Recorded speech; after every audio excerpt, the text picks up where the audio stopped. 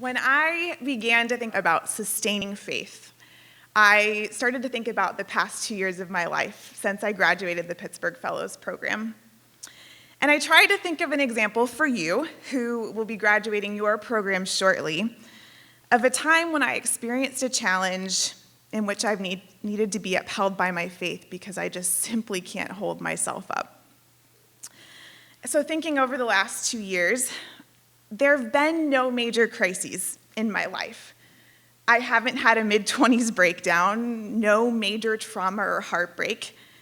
I've certainly faced my share of challenges in life, but the past 2 years have been filled with a series of little disappointments more than anything else.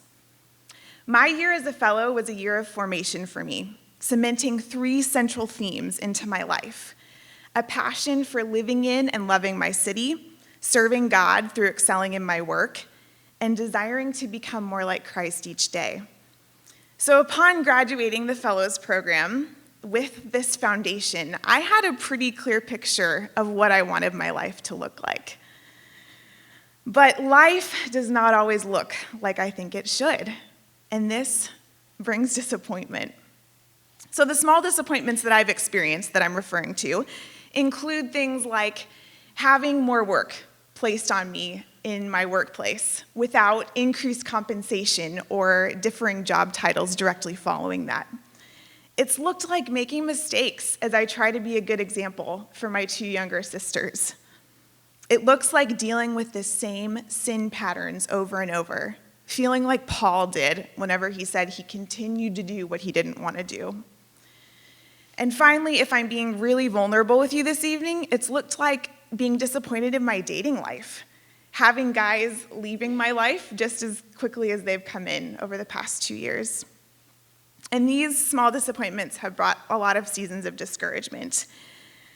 And when experiencing defeat, I've often felt like David must have felt when penning Psalm 42, where he writes, "Why are you cast down, O my soul?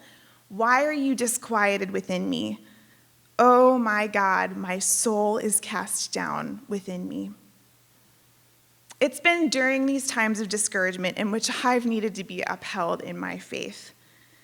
Now, it's during these times of discouragement that the world's message for me would be that I need to pump myself up.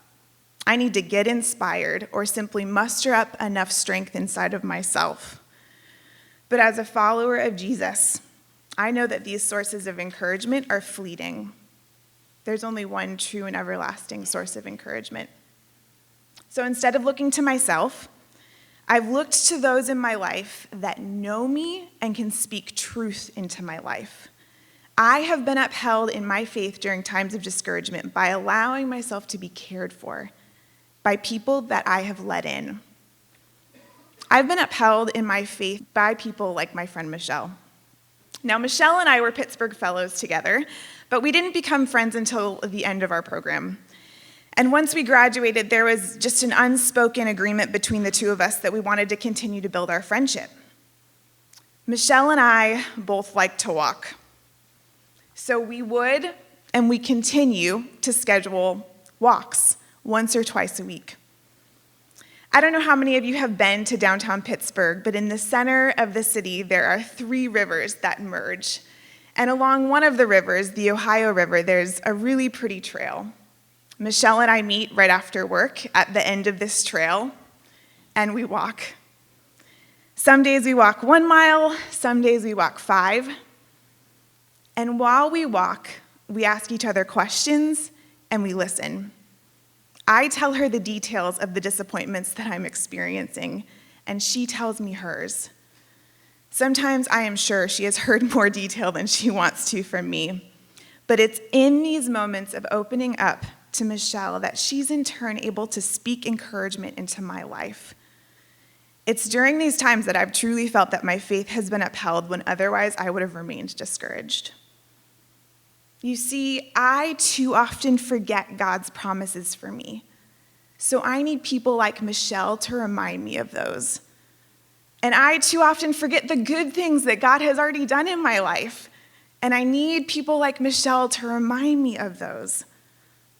It's only when I let people like Michelle into my life and am vulnerable with them and allow them to get to know me that they can encourage me in the ways that I specifically need it. God has not called us to walk this life alone, and as a fellow, you've had a good structure in place to avoid this. You've been placed within a cohort of people that are like-minded in their love for the Lord and their desire to serve him, so you've had people that you can draw on to help uphold you in your faith in Jesus.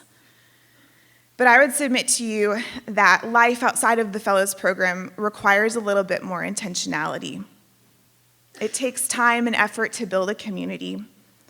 It requires investment and vulnerability, which can be scary.